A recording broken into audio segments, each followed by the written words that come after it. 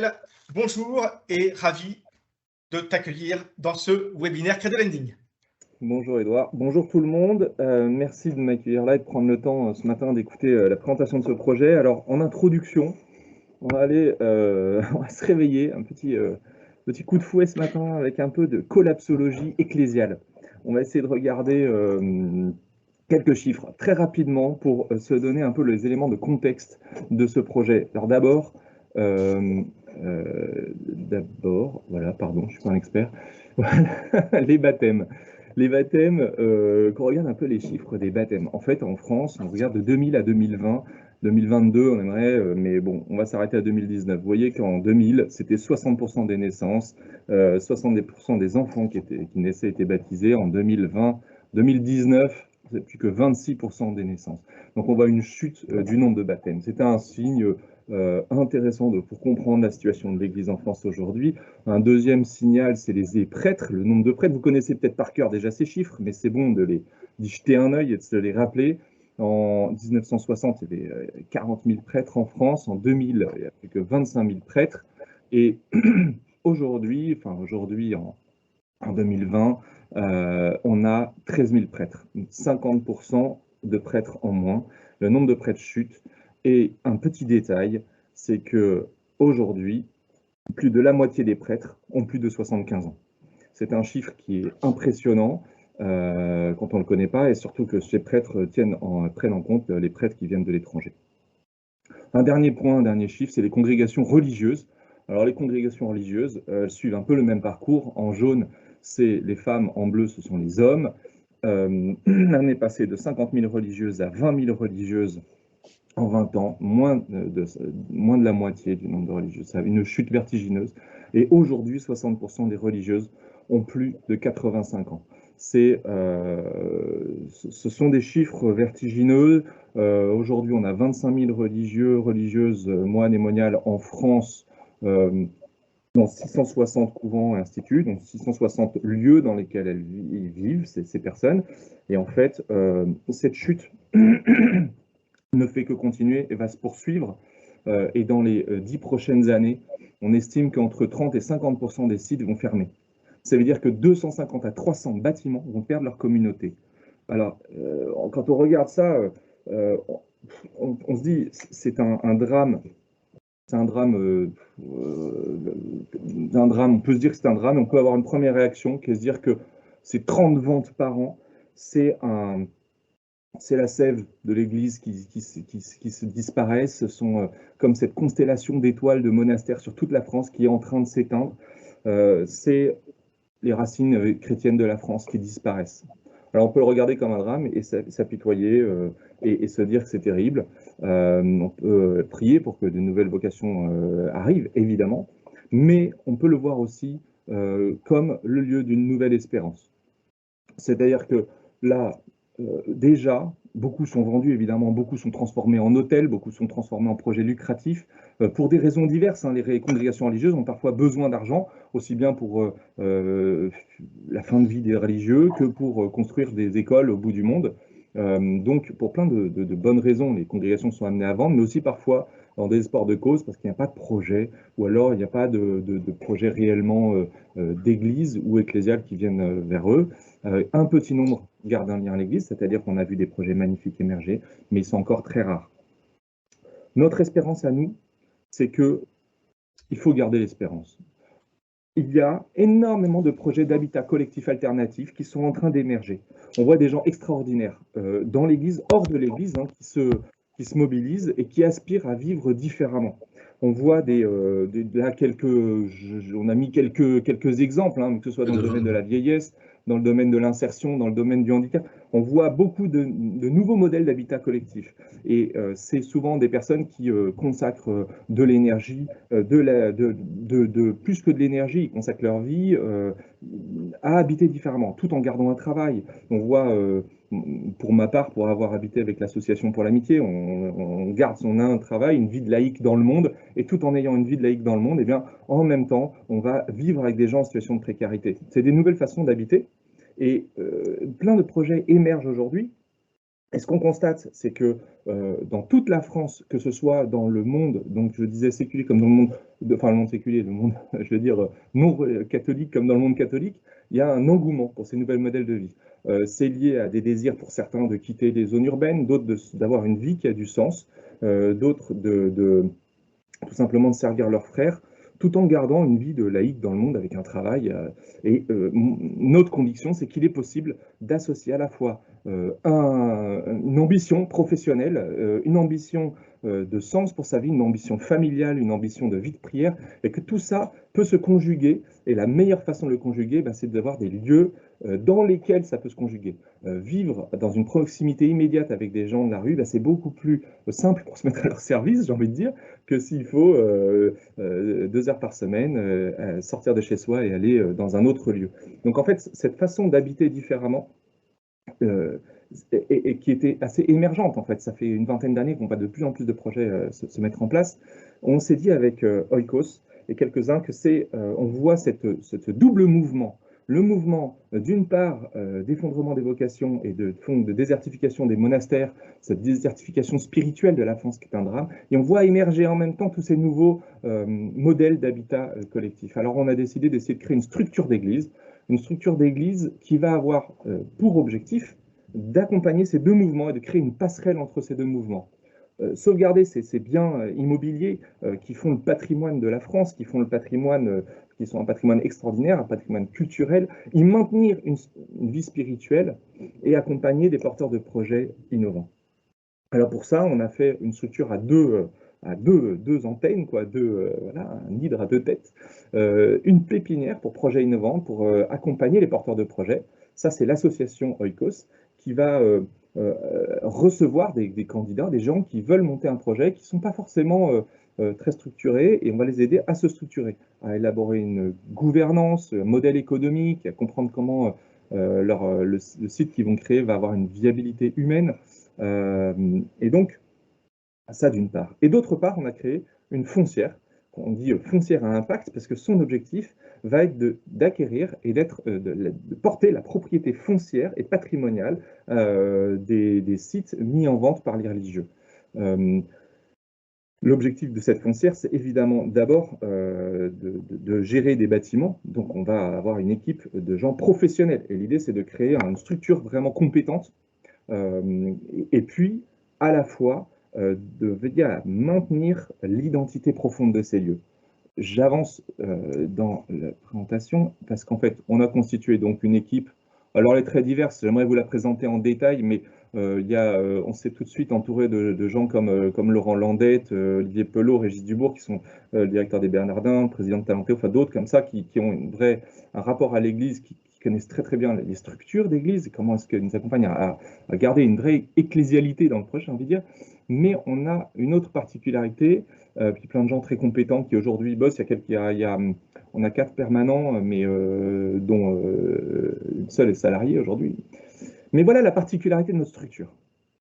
La première, c'est donc que la foncière, elle est constituée de gens qui vont être compétents. Voilà, une gestion professionnelle du patrimoine immobilier, parce que on peut pas jouer avec ça. Mais cette foncière immobilière, c'est une société en commandite par action, dont l'action commanditée est détenue par l'association Oikos, via un intermédiaire qui est une SAS, mais en fait, c'est l'association Oikos qui détient la part commanditée. Ce qui fait que la part commanditée, il y en a certainement plein qui connaissent ça par cœur chez vous, mais il y en a qui ne connaissent pas. Alors, je précise juste que une société en commandite par action a pour particularité que la part commanditée détient tout le pouvoir de gestion. Et ce pouvoir de gestion, il fait que l'association Oikos va du coup garder une maîtrise des usages des biens immobiliers que la foncière va racheter. La foncière professionnelle gère professionnellement les biens, mais les usages, qu'on s'assure de l'âme de ces biens, et pas uniquement du sens. C'est-à-dire que le sens, c'est le service des pauvres, très bien. Beaucoup de foncières solidaires font ça très très bien. Nous, le petit plus qu'on essaie d'apporter, c'est de garantir aussi que les lieux vont garder leur âme. Et pour ça, l'association Oikos, elle s'est dotée de 2 membres de droit, qui sont aujourd'hui le père l'abbé de Solesmes et monseigneur Bozo, qui est l'archevêque de Limoges, ou l'évêque de Limoges, mais qui sont tous les deux représentants, quelque part. Et on aimerait qu'à terme, de personnes, ça se transforme en institution, que ce soit la CEF et la COREF, qui envoient un membre de droit, pour l'instant, ce n'est pas encore le cas, mais nomme un membre de droit. Ce membre de droit, il a il a un pouvoir. Il n'a pas un droit de veto sur l'ensemble, il ne va pas faire de la gestion patrimoniale. On sait bien que l'Église, en fait, ce n'est pas son rôle. Mais il a un pouvoir, c'est qu'il peut défaire le président de l'association ECOS. Et à travers ce pouvoir-là, en fait, il a une sorte de bouton du nucléaire afin de garder l'esprit et l'âme de tous les biens qu'on va racheter dans la foncière ECOS. Donc, cette foncière, elle peut accueillir de très nombreux investisseurs. Et nous, ce qu'on garantit aux investisseurs, ce qu'on garantit à l'Église, ce qu'on garantit aux religieux, aux religieuses qui vont nous transmettre leurs biens, c'est que ils vont garder leur âme. C'est notre objectif. Et pour ça, on a une ambition nationale. On l'a inscrit là parce qu'en fait, cette ambition nationale, elle est qu'aujourd'hui, dans la gestion du patrimoine de l'Église, il y a un besoin réel d'avoir une logique nationale, au minimum national. Parce que quand on regarde à un niveau trop local uniquement au démarrage, en fait, on sait très bien qu'il y a des lieux qui vont rapporter de l'argent, d'autres qui vont rapporter beaucoup moins, et qu'il faut trouver un équilibre. Et cet équilibre, il se joue avec une multitude de bâtiments. Et puis aussi que pour trouver des porteurs de projets à droite, à gauche, alors on voit des structures comme Charisme Conseil avec qui on travaille main dans la main et qui jouent ce rôle d'essayer d'apporter des porteurs de projets aux congrégations qui ont des bâtiments vides, mais il faut avoir cette ambition nationale pour aller chercher quelqu'un de Montpellier qui va habiter un monastère à Besançon, quoi. C'est comme ça que ça marche aujourd'hui. Et comme ça qu'on trouvera des solutions. Alors voilà un peu le modèle de structure qu'on est en train de mettre en place. On s'est donné une ambition. Je vous ai parlé tout à l'heure du fait que dans les 10 ans, on a 300 lieux qui vont disparaître. Alors en fait aujourd'hui, nous on essaye, on se dit entre 55 et 60 lieux dans les 10 prochaines années. Il faut qu'on arrive à en faire au moins 20% de ces lieux, au moins 30%. Je sais pas, il faudrait arriver à en faire au moins un certain nombre parce que tous ces lieux sont magnifiques, tous ces lieux sont extraordinaires. Alors ça, Edouard m'avait dit, ne le mets surtout pas dans le PowerPoint. Je l'ai mis quand même, j'en suis désolé. C'est qu'en gros, si on estime qu'un lieu va s'acheter entre 2 et 3 millions d'euros, ben voilà, l'investissement prévisionnel est d'environ 180 millions d'euros sur les 10 prochaines années. C'est à la fois énorme et puis c'est rien. Rien comparé à l'ambition qu'on doit avoir aujourd'hui pour sauvegarder ces biens. Et en même temps, ce chiffre, il est surestimé, mais énormément surestimé, parce qu'en fait, beaucoup de lieux vont nous être... c'est comme si on avait mis le prix fort. Aujourd'hui, je reçois des appels, ça fait depuis une semaine qu'on a lancé cette campagne, je reçois vraiment des appels de congrégations qui sont prêtes à donner leur bâtiment, si c'est pour qu'ils puissent rester dans l'église et garder du sens. On a une congrégation qui nous appelle parce qu'elle a 7 km, 7 hectares et un joli manoir, voilà, qui habiterait une congrégation à une époque et puis qui aujourd'hui est vide. Alors c'est près de Clermont-Ferrand, d'autres c'est près de. Donc en fait, il va y avoir des lieux qui vont arriver de façon gratuite et donc ça va. Je pense que l'investissement sera nettement inférieur pour un nombre de lieux bien supérieur.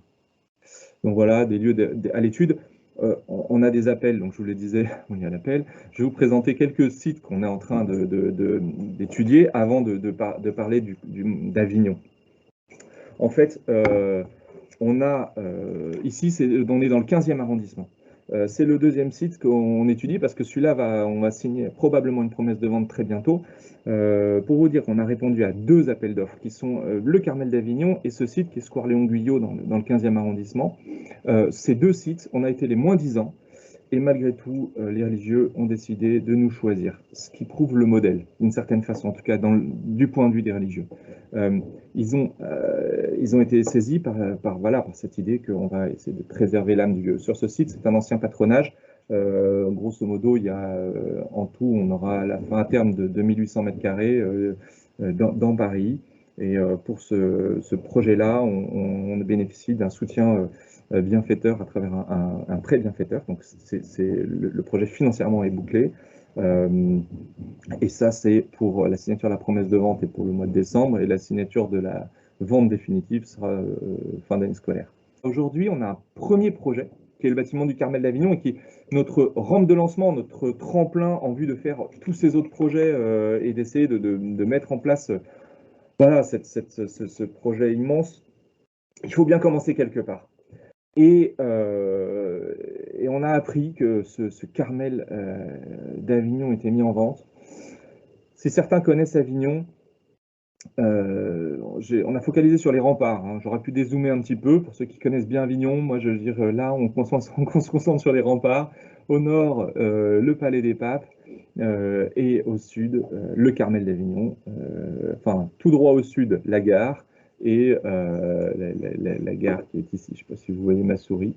Et la gare qui est ici, donc à 50 mètres de la gare, et ici, le Carmel d'Avignon, qui est certainement le deuxième plus grand jardin, le plus grand espace vert à l'intérieur des remparts après le Palais des Papes. C'est un site extraordinaire. Vous voyez cet écrin de verdure et ce bâtiment, on a eu tout de suite un coup de foudre et on s'est dit, ça, au cœur de la cité des Papes, on ne peut pas ne pas y aller. Et on a fait une offre, on était donc, je le disais, les moins 10 ans, et puis avec un projet que je vais vous raconter, qui a séduit les sœurs, elles ont décidé de nous faire confiance. Et puis en face de nous, on avait des gens qui n'étaient vraiment pas du monde catho. Ça pourrait devenir un hôtel ou je ne sais quelle résidence secondaire pour personnes richissimes. Ça nous a encore plus stimulé pour nous décarcasser, pour essayer de sauver ce bâtiment. Il y a un bâtiment principal de 2000 m², on reviendra sur les chiffres après, une chapelle qui est encore en bon état, un mur d'enceinte qui fait 4 mètres de haut, c'est une petite maison indépendante. Le lieu est magnifique. Je disais 1 hectare, oui, 1,4 hectare, à l'intérieur des remparts. C'est fou comme taille de propriété, ça permet de déployer beaucoup de projets. 2000 m² de bâtiment, 160 m² la maison indépendante et des éléments du XIVe siècle dans la maison indépendante. C'est très, très surprenant et très touchant de découvrir vraiment des vestiges des toutes premières abbayes qui étaient sur le site. Et le prix d'acquisition, 2,4 millions, compris les frais. Hein. Donc ça veut dire qu'en fait, c'est 2,2 millions d'achats, plus tous les frais notaires, etc. Donc, vous voyez, 2000 m², enfin même presque 2200 m², et 1,5 hectare au cœur d'Avignon, 2,4 millions, on était vraiment les moins 10 ans. Quelques photos pour vous faire voyager un tout petit peu. Le bâtiment principal avec la terrasse, le petit escalier qui descend dans le jardin. On invite s'y asseoir, de prendre un café ou un pastis. Le bâtiment avec le petit clocher qui était l'appel à la prière. Là, on prend un peu de distance et on voit bien ce bâtiment, le vitrail à droite qui est un reliquat de l'ancienne chapelle. Et puis on est au-dessus de ce parc qui a une végétalisation extraordinaire. Et à l'intérieur, alors c'est très très sobre, hein, comme les bâtiments du Carmel. Il y a une sobriété, là voilà, le réfectoire qui est une très très grande sobriété. Et puis le cœur des sœurs, qui est un endroit qui a un charme qui a beaucoup de charme et qu'on espère conserver complètement en l'état. Qui est séparé de la chapelle et qui du coup sera un lieu qui permettra d'accueillir peut-être plutôt quelque chose là d'artistique, un lieu d'expression artistique, mais à côté de la chapelle. Le projet en fait, c'est de faire une maison de famille, un lieu intergénérationnel qui va accueillir à la fois des étudiants et des seniors à demeure, et deux familles. Ça, c'est à demeure dans la maison, une cinquantaine, une soixantaine de personnes qui vont vivre là, dont évidemment des étudiants en situation de précarité et des seniors aussi. Alors, je n'ai pas précisé, mais l'intérieur des remparts d'Avignon, c'est un lieu de grande précarité. C'est très étonnant, comme Avignon, enfin, en tout cas pour ceux qui ne connaissent pas comme moi, Avignon, on se dit c'est une ville d'être plutôt bourgeoise et sympa, puis très culturelle. Et en fait, à l'année, à l'intérieur d'Avignon, il y a une grande précarité. 30% des gens vivent en dessous du seuil de pauvreté, alors que c'est 14% le chiffre national, c'est 30% à Avignon. 40% de la population a moins de 30 ans, c'est une population à la fois très jeune, fragile, des étudiants en précarité. Donc, c'est à ce titre-là qu'on veut créer un café solidaire avec le Secours catholique. Le Secours catholique qui est très axé à la fois sur la malnutrition et les étudiants, qui est très demandeur et qui trouve qu'à cet endroit-là, un café solidaire a beaucoup de sens. Donc, on a élaboré un lieu dans lequel on pourrait faire ça.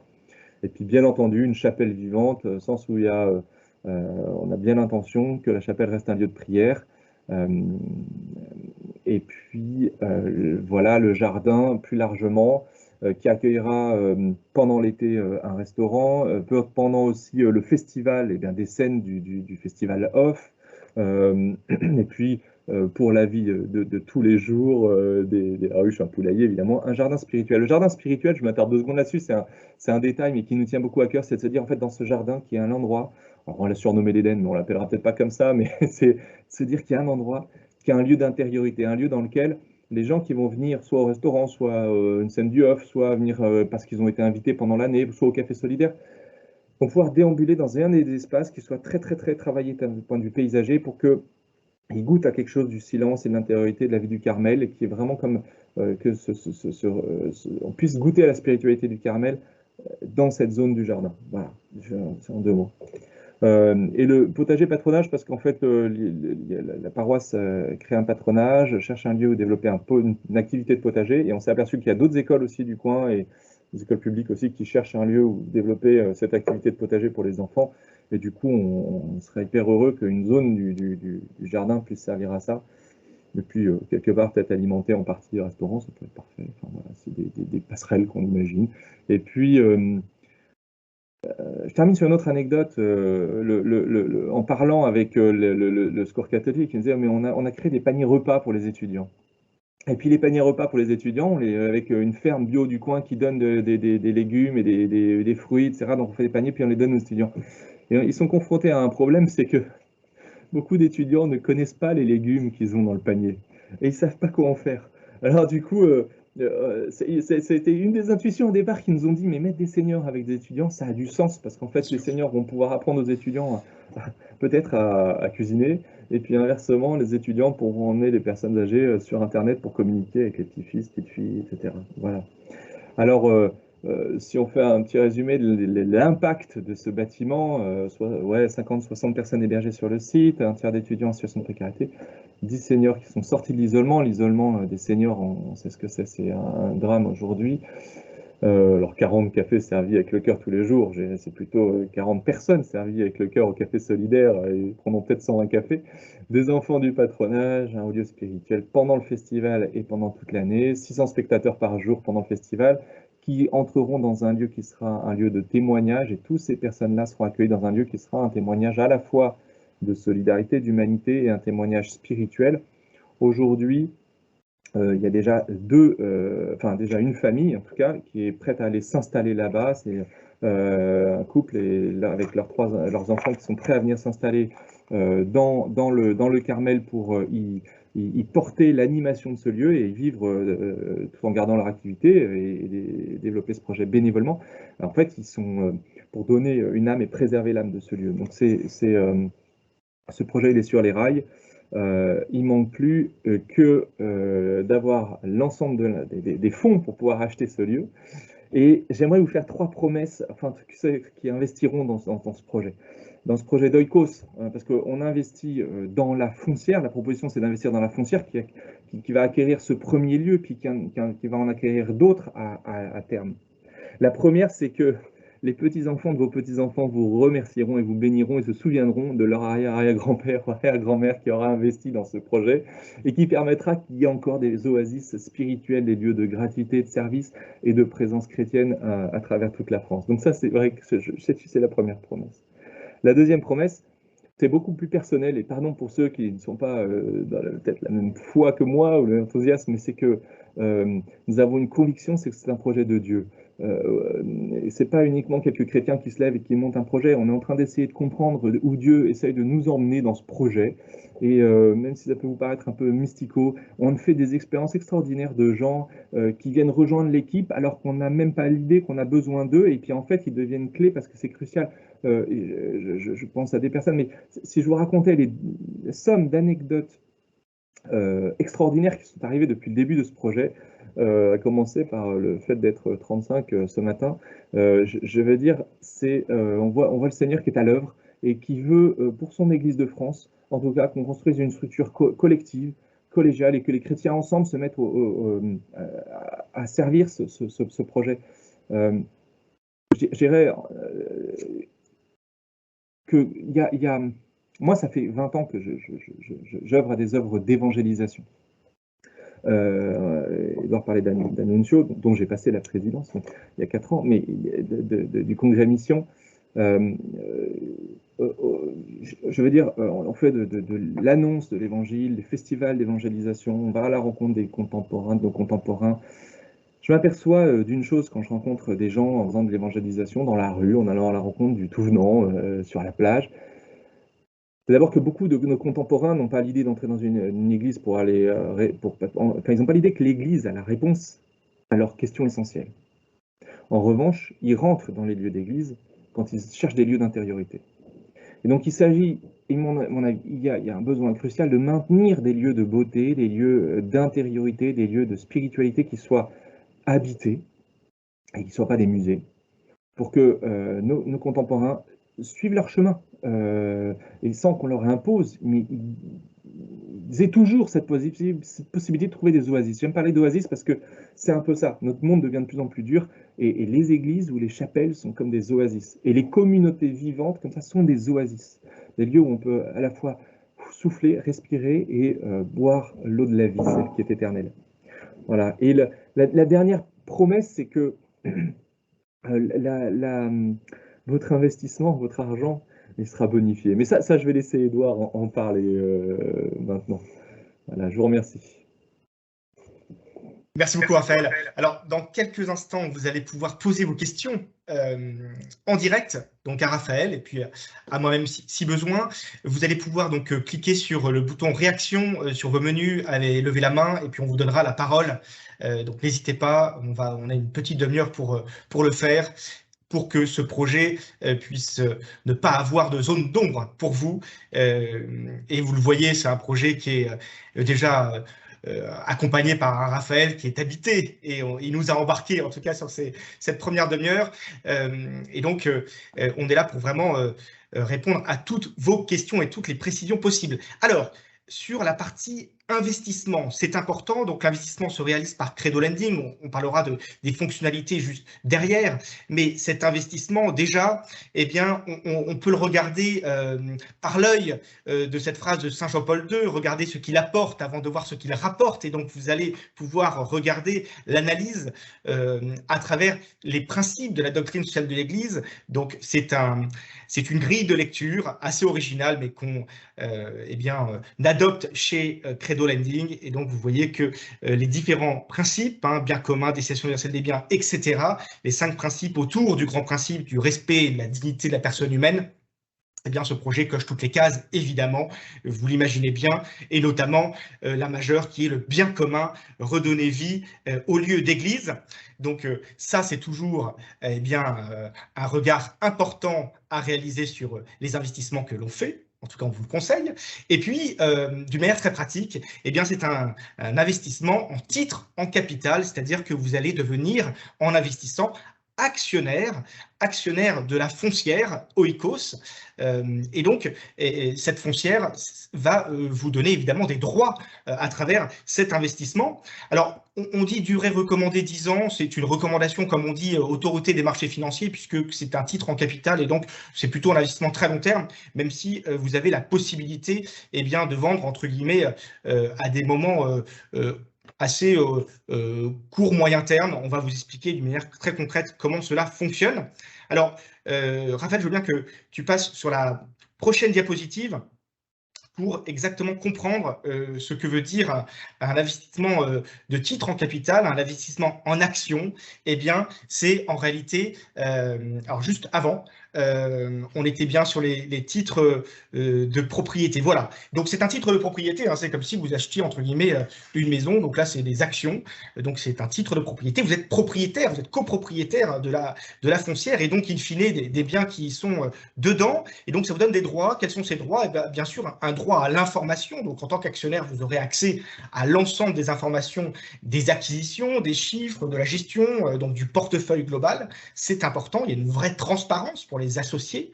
Donc, vous serez associé, comme on dit, commanditaire, puisque dans une société en commandite par action, vous avez 2 types d'associés. Raphaël en parlait. Donc, les commandités. Donc, il y a un commandité, c'est à travers une SAS, mais c'est association oikos, avec donc les deux membres de droit, les deux membres de droit d'église. Et puis, donc ça c'est pour la gestion, et puis vous avez des associés commanditaires qui apportent leur investissement pour justement l'acquisition de ces différents biens. Donc, droit de l'information, droit de vote, vous allez pouvoir voter, vous êtes convoqué aux assemblées générales, hein, il n'y a pas une obligation d'être présent, mais en tout cas, vous avez cette possibilité, vous serez convoqué par courrier. Vous avez un droit financier, évidemment. Il n'y a pas de volonté de distribuer des dividendes. L'idée, c'est plutôt d'avoir une valorisation de son patrimoine. On va le voir après. Et donc, l'avantage financier va se faire notamment sur la cession. Et donc, un droit évidemment de cession, puisque c'est des titres de propriété. Et donc, vous avez évidemment le droit de les vendre. Quand vous le souhaitez, vous allez le voir comment juste après. Donc, on passe à la diapo suivante. Donc, voilà vos droits, information, vote financier et cession. Et donc, d'une manière très concrète, un investissement, évidemment, après avoir regardé ce qu'il apporte, eh bien, on regarde ce qu'il rapporte. Et donc, deux piliers par rapport à ce qu'il rapporte. Quelle performance pouvez-vous en attendre? Eh bien, d'une manière très concrète, il y a un objectif de rendement annuel, un objectif de valorisation, comme on dit, un objectif de rentabilité pour votre investissement. Et donc, Raphaël va l'afficher. Vous allez le voir en même temps que moi. Donc, c'est un objectif minimum. Hein, le min, c'est minimum de 3% par an. C'est vraiment un objectif fixé par toute l'équipe de gestion. L'idée, c'est même d'aller mieux que ces 3%. C'est vraiment à long terme, eh bien, d'être plutôt sur un objectif supérieur à l'inflation, puisqu'on voit aujourd'hui que l'inflation est galopante. Alors, l'actif, hein, comme on dit, l'actif d'investissement qui est celui qui permet de se battre le plus contre une inflation galopante, c'est l'immobilier. Et donc, on est sur les actifs, vous l'avez bien compris, immobiliers. Et donc, l'objectif long terme, c'est de faire mieux que l'inflation. Et donc, d'avoir en ligne de mire hein, ces 3% par an, donc au minimum, ce qui fait à peu près 30% sur 10 ans. Donc, ça, c'est la performance financière. Comment elle va se faire? C'est important. Eh bien, vous l'avez compris à travers les propos de Raphaël, c'est une gestion qui est opportuniste et pragmatique. C'est-à-dire qu'ils vont acquérir des biens à des bons prix. Vous avez vu hein, déjà des prix décotés, parce que la vocation plaît beaucoup aux vendeurs, qui sont principalement des congrégations ou des gens d'église. Et donc, il y a un prix déjà décoté qui va être évidemment un atout pour les investisseurs. Il va y avoir aussi des biens qui vont être, vous l'avez compris, donnés, donc dans des conditions qui vont être financièrement assez intéressantes. Et puis, la foncière va percevoir aussi des revenus, puisqu'elle va louer, vous l'avez compris, ces biens à différents intermédiaires, associations ou en direct pour des particuliers, pour qu'ils logent, hein, comme vous l'avez vu avec ces logements transgénérationnels. Et donc, une partie de ces loyers vont être versés évidemment à la foncière qui est propriétaire des biens. La foncière aura vocation donc à acquérir et puis à rénover aussi des biens. Donc, il y a toute une politique de travaux, mais qui va être extrêmement bien gérée. Rappelons que Raphaël est architecte de métier et un architecte assez reconnu, et toute l'équipe de gestion de la foncière, croyez-moi, on l'a bien étudié, eh bien c'est vraiment des experts, et en plus une équipe très complémentaire, notamment une équipe d'experts dans l'immobilier, dans l'investissement. Il y a un conseil de surveillance qui est très affûté. Vous pourrez voir ses membres dans le document d'information réglementaire synthétique que vous pourrez avoir, que vous pouvez accéder sur le site credoholding.fr sur la page de ce projet. Donc une très belle équipe qui va permettre d'acquérir, de rénover d'une manière intelligente, avec évidemment l'emprunt qui va venir au bon moment, et puis évidemment ensuite vendre si besoin, hein, puisqu'il y aura des bouts de terrain ou en tout cas des acquisitions qui vont amener une revente s'il n'y a pas une vocation spirituelle sur le lieu qui a été acquis, en tout cas sur une partie du lieu qui a été acquis. Il y a possibilité évidemment de revendre pour améliorer la performance globale. L'idée, c'est vraiment que ça allie sens et rentabilité pour que on embarque un maximum de monde, parce que vous l'avez compris, l'enjeu est de taille. 30 bâtiments, 30 lieux d'exception par an, il faut aller en sauver, parce qu'on parle vraiment de sauvetage, sauver ces lieux pour garder tous ces oasis, garder, j'adore cette expression de Raphaël, garder cette constellation allumée le plus longtemps possible. Pensons évidemment à notre génération, mais aux générations suivantes, nos enfants, petits-enfants, etc. Donc, vous l'avez compris, performance financière qui sera en tout cas prégnante, avec une réelle ambition. Comment en sortir? C'est la deuxième question qu'on se pose quand on investit. C'est bien beau d'acquérir, mais comment on peut en sortir? Parce que l'investissement, c'est fait aussi pour être récupéré pour on va dire ses ambitions patrimoniales personnelles, ses projets personnels. Il y a plusieurs paramètres qui sont importants, qui sont des garde-fous. Et Credo Landing sera aussi là pour vous accompagner.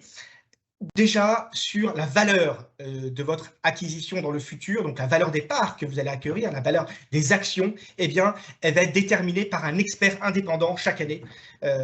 Donc ça va permettre évidemment d'avoir une valeur qui est partagée par tous, et ça c'est important. Et donc cette valeur va être directement liée évidemment à la valeur des biens acquis à date. Et donc, c'est important, on est sur les actifs tangibles, on est sur de l'immobilier. Donc, vous voyez ce que donne l'immobilier, même si évidemment, il y a des cycles, on est sur des choses qui ont une valeur intrinsèque. Et ce qui est intéressant, c'est qu'en plus, là, on est sur des biens d'exception. Donc, c'est une valeur avec une belle pierre, avec des beaux lieux. Le beau, évidemment, une valeur. Et puis, il y a aussi, et vous l'avez vu pour Avignon, des placements. L'emplacement est important. On dit toujours d'un bien d'immobilier qu'il faut regarder son emplacement, son emplacement, son emplacement. Et bien là, on est sur l'emplacement premium. Donc, valorisation annuelle des parts. Il y a une deuxième caractéristique pour en sortir, et c'est important, puisque c'est une liquidité qu'on appelle organisé et encadré, et donc ça c'est vraiment un garde-fou important pour les investisseurs. Et bien chaque année, évidemment, il va se passer une augmentation de capital. On va aller chercher, lever des fonds chaque année pour acquérir toujours de nouveaux biens. Vous l'avez compris, l'enjeu est immense. Et donc, chaque année, une fois par an, donc sur un trimestre, parce que généralement, le levée de fonds, c'est 3 mois, un trimestre, et bien, au début de ce trimestre, il y aura un moment qui sera fait, qu'on appellera momentum, qui est fait pour la vente des actions. Et donc, ceux qui voudront entrer dans cette foncière achèteront ceux qui veulent en sortir, tout simplement. Et puis après, on accueillera les nouveaux une fois que tous ceux qui veulent sortir seront sortis, tout simplement. Donc, il y a quelque chose, il y a en tout cas un marché secondaire, comme on dit, qui est organisé chaque année. Et ça, c'est important pour avoir cette fenêtre de tir pour en sortir avec facilité. Et puis, troisième caractéristique, très important, et dans les fonds d'investissement, c'est un enjeu majeur pour assurer une facilité de sortie, c'est que l'équipe de gestion de la foncière Oikos s'engage à créer une poche de liquidité, c'est-à-dire une poche d'argent qui sera dans la foncière, qui sera placée, mais d'une manière assez liquide pour rémunérer les investisseurs, mais surtout pour assurer une sortie, donc pour acheter avec cette poche les actions de ceux qui veulent en sortir. Donc, en 15 ans, réaliser une poche de 15% de liquidité, ce qui permet, ce qui est à peu près le ratio des fonds d'investissement, qui permet d'assurer une liquidité régulière pour que les investisseurs qui veulent sortir puissent sortir vraiment facilement et que la foncière achète elle-même donc les actions à la valeur annuelle des parts réalisées par l'expert indépendant. Vous l'avez compris. Donc voilà les 3 caractéristiques pour en sortir. Donc performance et cession, c'est fondamental pour pouvoir partir en confiance dans cette aventure. Et il n'y a pas on dit durée recommandée 10 ans, c'est la durée recommandée, on va dire AMF, parce qu'on est sur l'action, on est sur du titre, on va dire non coté, on n'est pas sur la bourse, etc. Mais il faut le savoir. Alors il y a encore une diapo, je crois, Raphaël. Il faut le savoir que vous pouvez vendre, entre guillemets, du jour au lendemain. Vous pouvez vendre l'année d'après, puisqu'il n'y a pas on va dire, d'horizon de placement obligatoire. C'est une foncière qui est ouverte. Des risques maîtrisés. Alors, il y a des risques, évidemment, mais comme tout investissement, mais à notre sens, ils sont bien maîtrisés après vraiment une analyse poussée de notre part. Raphaël, si tu veux compléter d'ailleurs mes propos, tu n'hésites pas, mais il y a évidemment le risque des coûts, donc l'acquisition, évidemment, mais on l'a vu, avec une stratégie de bien l'acheter, notamment avec ses potentiels décotes ou ses potentiels dons, les travaux, et là on a affaire à des experts, on rappelle Raphaël, l'architecte, et toute l'équipe est extrêmement experte, en tout cas il y a des experts dans cette thématique de la rénovation, de trouver les bons partenaires, de bien acheter évidemment pour les travaux et de faire les bons travaux, de ne pas faire trop de zèle. Et puis évidemment l'entretien qui est fondamental. Et donc ça, ce sera vraiment veiller au grain, comme on dit, cousu main. Deuxième risque, Et évidemment, le risque locatif, hein, quand on est sur l'actif immobilier et qu'on met des gens pour récupérer des revenus, eh bien, il ne faut pas qu'il y ait trop de vacances locatives, comme on dit. Mais là, c'est pareil, des projets qui sont extrêmement gérés en amont. Hein, vous l'avez vu, pour Avignon, c'est déjà extrêmement bien travaillé. Et donc, à chaque fois, eh bien, l'idée, c'est avant vraiment d'entrer dans les murs, eh bien, d'avoir anticipé au maximum cette partie locative. Mais comme on est dans les biens d'exception, comme on a une offre d'exception, eh bien, l'ambition est que, évidemment, ces biens soient pris d'assaut en termes locatifs, et donc il n'y ait pas de sujet de ce côté-là, mais en tout cas, c'est regardé d'une manière très professionnelle. Évidemment, on est sur l'actif immobilier, donc le marché immobilier, il faut le regarder. Donc, il y a toujours des cycles. Hein. On a eu un cycle extrêmement haussier depuis l'année 2000 jusqu'à aujourd'hui. Pour les plus anciens, il y a eu une belle chute de l'immobilier entre 90 et 94. Donc là, on en rentre plutôt dans un cycle un peu baissier, hein, on le voit, mais c'est quand même des baisses assez faibles. Alors, ça va peut-être continuer à baisser. Donc, l'avantage d'un cycle baissier, c'est qu'on va pouvoir acquérir des biens à des prix moins chers. Et puis, on le rappelle qu'on a en plus un garde-fou qui est quand même ces acquisitions avec des cotes et puis ces dons potentiels aussi de biens.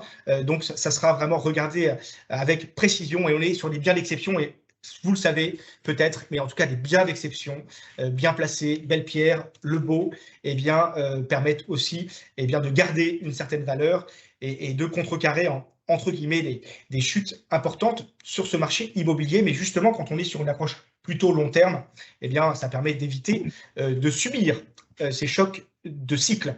Et puis, quatrième risque, évidemment, la cession. Alors, on en a parlé juste avant. La cession, c'est important, et donc la foncière Oikos vous permet d'organiser cette cession à travers cette vente organisée chaque année sur ces levées de fonds de 3 mois. C'est important, et puis la valeur qui doit être vraiment partagée et cette poche de liquidité. Donc sur la cession, on a envie de dire qu'il y a ceinture et bretelles, et c'est important pour que vous puissiez partir en toute confiance. Et alors, des réponses adaptées d'une manière très concrète, et je terminerai par là, et ça, vous pouvez nous faire confiance, Credo Lending. Il y a vraiment une équipe experte qui est à sa tête, d'une part avec ses membres de droit qui vont garantir, vous l'avez compris, la vocation de ces lieux, l'âme de ces lieux fondamentale, et puis tout autour, une équipe. Alors, il y a 4 permanents, mais il y a une armée de bénévoles, et une armée de bénévoles vraiment expertes et très complémentaires. Donc, il y a vraiment un engouement autour de ce projet, avec une vraie volonté. C'est un maximum de rentrée pour un minimum de coûts. C'est vraiment le juste coût, le juste prix. Donc, c'est une approche qui est saine et qui est belle. Et donc, on est extrêmement content d'accompagner ce projet. Et un écosystème de soutien. Il y a tellement qu'on ne les cite même plus, mais d'ailleurs, Raphaël, tu pourras en citer quelques-uns, mais il y a vraiment, c'est un projet vraiment qui entraîne et qui embarque. Et il y a un accompagnement aussi. Il y a Credo Lending, Raphaël a parlé de Charisme Conseil, il y a des experts de tous les domaines qui sont là pour épauler ce projet et pour l'accompagner dans le temps. Vous l'avez compris, c'est un projet de vie. Ça va évidemment nous survivre. On a une quarantaine d'années avec Raphaël. Il y a des gens qui sont plus jeunes dans ce projet, des gens qui sont plus vieux. Voilà, c'est un projet qui va nous survivre, et on espère que nos petits enfants pourront parler encore d'Oikos et parler de ces beaux lieux, et de peut-être de nouvelles grandes vocations qui vont revivre et renaître, et donc qui vont pouvoir repartir dans ces beaux lieux. Voilà, j'en ai fini pour toute cette partie financière, mais qui est importante. Comment investir? On terminera par là, et puis après, je vous laisse pour les questions-réponses. Eh bien, c'est tout simple. Il faut aller sur credolending.fr ou credofunding.fr, les deux au même endroit. Vous allez cliquer sur le projet Oikos, vous allez bien le voir, préserver les biens d'église. Et avec cette première acquisition, qui est vraiment un don du ciel, ce Carmel d'Avignon qui incarne vraiment tout ce que veut faire Oikos, eh bien, on a jusqu'au 23 décembre, la veille de Noël. Quelle belle fête de Noël que l'on va fêter si ce Carmel est bien dans les mains de Oikos pour en faire le bien, réaliser le beau. Voilà, donc on compte sur vous. Investissement à partir de 600 €. Donc, vous allez sur credolending.fr, credofunding.fr, vous cliquez sur la vignette, et puis ensuite, vous vous inscrivez 2 pièces. Pièce d'identité RIB, c'est vraiment extrêmement simple. Vous pouvez aussi, en tant que personne morale, investir. Il y a quelques pièces supplémentaires, ce qui est logique, les statuts évidemment de la structure et son cabis. Et puis ensuite, eh bien, vous vous laissez guider. C'est extrêmement simple. Vous déterminez le minimum, enfin vous déterminez le montant. Le minimum, c'est 600 €, mais vous pouvez évidemment monter jusqu'au ciel. Laissez-vous guider par votre intuition personnelle. Et puis ensuite, vous payez 3 moyens de paiement pour vous simplifier la vie. La CB jusqu'à 2 000 €, le chèque ou le virement. Voilà, j'en ai fini. Maintenant, c'est à vous la parole. Si vous avez des questions, vous pouvez lever la main avec le bouton réaction dans votre barre de menu. On vous laisse la parole pour que Raphaël puisse vous donner les dernières précisions qu'il vous manque.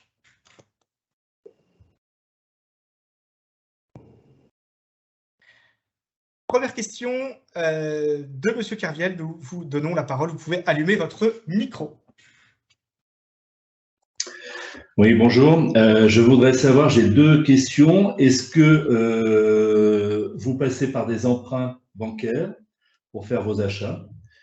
Est-ce que ça a été quelque chose qui est à l'étude?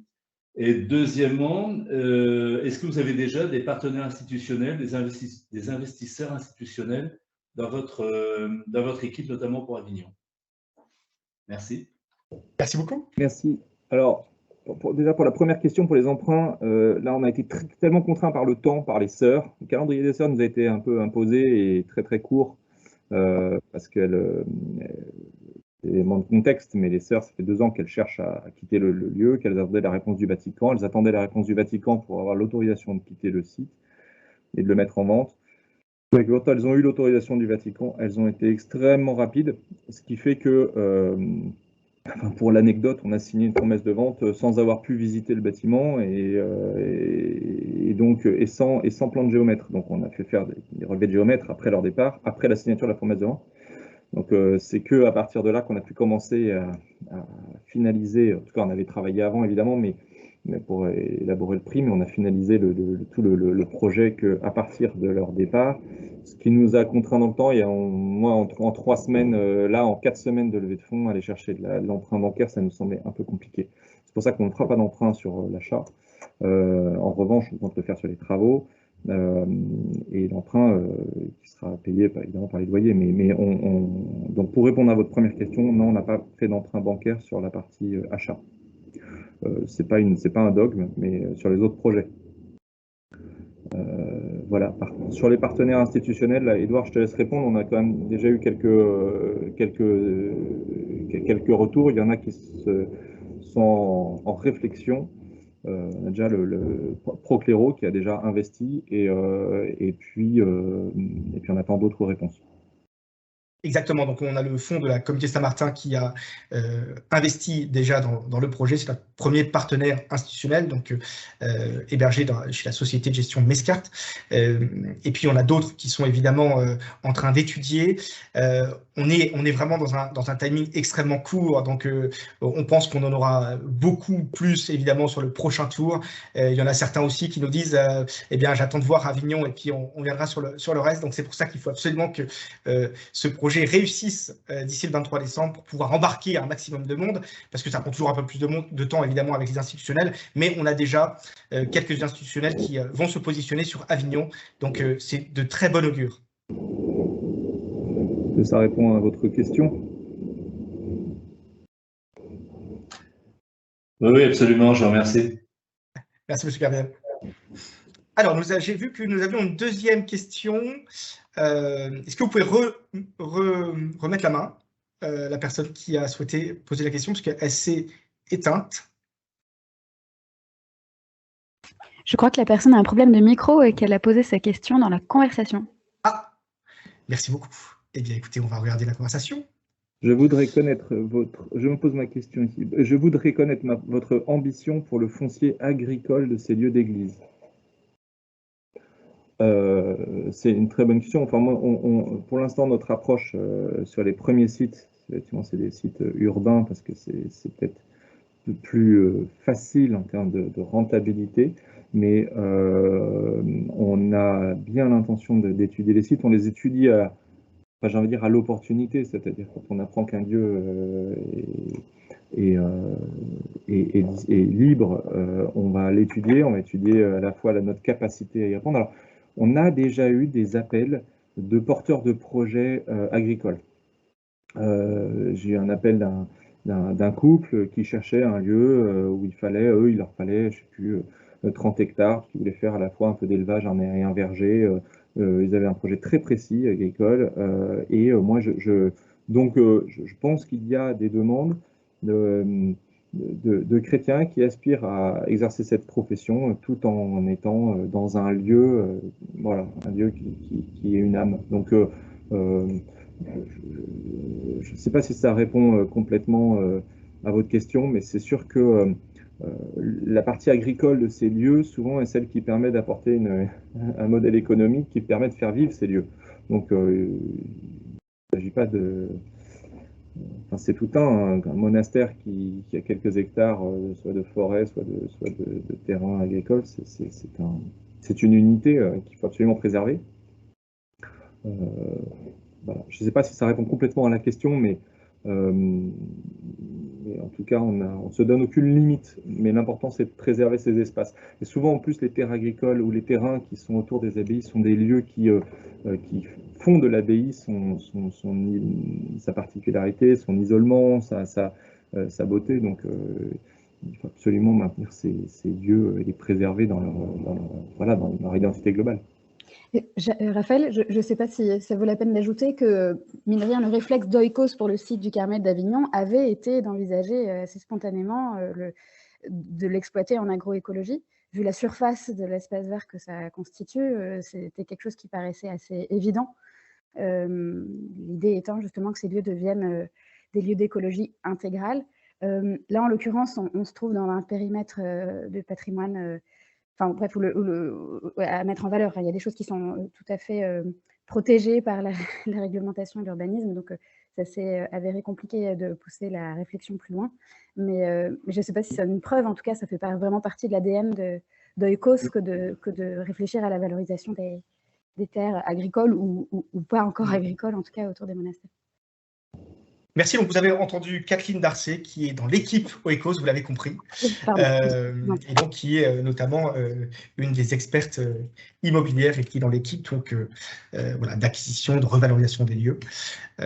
Et donc, vous l'avez compris dans la réponse de Raphaël, c'est très important, c'est qu'il faut préserver l'unité des lieux. Donc, il n'y aura pas une vente opportuniste des terres agricoles qui seront acquises dans le cadre d'une acquisition globale d'un lieu spirituel.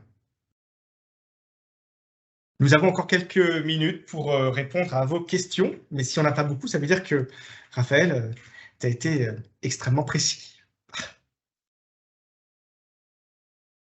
Donc, n'oubliez pas que vous avez des documents à votre disposition pour retrouver tout ce qu'a dit Raphaël. D'ailleurs, il y a un replay, évidemment, qui vous sera envoyé de l'ensemble de cette présentation. Donc, vous pourrez retrouver cette présentation via le lien qu'on va vous envoyer. Vous pourrez évidemment le diffuser. On vous conseille vraiment de devenir ambassadeur de ce projet. Le financement participatif, c'est l'avantage, c'est que c'est les petits ruisseaux qui font les grandes rivières, donc on a besoin vraiment d'embarquer un maximum de monde. C'est une belle mission de chrétien en cette fin d'année d'avoir une superbe solution d'investissement pour donner du sens à son épargne. Il y a beaucoup de projets par le don, évidemment. Et d'ailleurs, vous pouvez donner à Oikos, à l'association Oikos, si vous le souhaitez. Mais là, vous avez une opportunité extraordinaire de donner du sens à votre épargne pour le faire fructifier avec une fécondité incroyable et répondre à une urgence, vous l'avez compris, que tout chrétien, évidemment, eh bien, ressent à travers notamment les différents chiffres évoqués par Raphaël en ce début de présentation. Et donc, vous avez à votre disposition sur le site credolanding.fr des documents, donc la page de collecte, vous allez pouvoir voir une belle vidéo d'ailleurs du Carmel d'Avignon, vous allez pouvoir vraiment vous aventurer dans ce site incroyable, et puis le dossier d'investissement qu'on appelle document d'information réglementaire synthétique, vous allez vraiment trouver toutes les tenants et aboutissants financiers, notamment, et puis de gouvernance, et puis la fiche de synthèse en un recto verso qui permet aussi d'avoir une belle présentation. Comme tu dis, Edouard, juste pour conclure, les petits ruisseaux font des grandes rivières. Je partageais ce projet, un ami moine, il y a très peu de temps, là, Je lui ai raconté tout ça en lui demandant évidemment de prier pour ce projet. Il était enthousiaste, il me posait des questions, il me disait mais bon, tu sais, Raphaël, on remplace pas un moine qui est pris. Je lui dis mais évidemment, c'est pour nous que chaque moine qui quitte un monastère, chaque monastère qui ferme est un drame d'un point de vue spirituel. Mais en même temps, si ces bâtiments gardent pas leur âme, quelque chose, au moins quelque chose, ça sera dommage. Et là, il me regarde et il me dit, écoute, tout ce que j'ai, je te le donne. Et là, il me tend une pièce. Bon, c'était un shekel turc, mais c'était déjà ça. Et voilà, c'était le premier euro qui nous a été donné. C'était un moine qui l'a donné lui-même. C'est tout ce qu'il avait. Et j'ai trouvé ça touchant comme image, ce moine qui donnait ce qu'il avait sur lui. Et je pense que effectivement, il faut commencer, si chacun petitement donne ce qu'il peut, ou enfin investit ce qu'il peut, alors on sera capable de faire démarrer ce projet. Voilà, donc on compte vraiment sur chacun d'entre vous. Évidemment, on se tient à la disposition avec l'équipe d'Oikos pour répondre aux questions, pour se rencontrer. Je comprendrais que quelqu'un qui souhaite investir 200 ou 300 000 euros ou plus souhaite nous rencontrer. Ça a été le cas là déjà il y a peu de temps, et donc on est vraiment à votre entière disposition. Et puis, si on est 1000 à mettre 1000 euros, et ben, c'est sûr qu'on fera du chemin. Voilà. Donc, on compte sur chacun d'entre vous, et merci beaucoup de votre attention, de votre soutien et de tout ce que vous pourrez faire pour nous accompagner. Je note une nouvelle question. Oui, j'ai vu, Kathleen. Je vais y répondre. Donc, il y a une éligibilité au PEA-PME pour ce type d'investissement. Donc, voilà, ne pas hésiter à se rapprocher de sa banque pour pouvoir intégrer cet investissement dans votre PEA-PME. Voilà. Sinon, c'est évidemment un investissement aussi qui peut être fait en direct, donc avec la fiscalité classique. Voilà. Il n'y a rien de spécial. De toute façon, vous avez toutes les informations sur le site credolanding.fr sur notamment cette thématique, on va dire, un peu plus spécifique financière. Merci à tous. Je vais laisser quand même un dernier mot aller à Raphaël pour finir de nous embarquer. En tout cas, merci à tous. Nous vous souhaitons évidemment de très belles fêtes de Noël et nous vous donnons rendez-vous dès le mois de janvier pour de nouveaux webinaires avec des porteurs de projets comme Raphaël qui font du bien à notre quotidien. Et puis, on compte sur vous.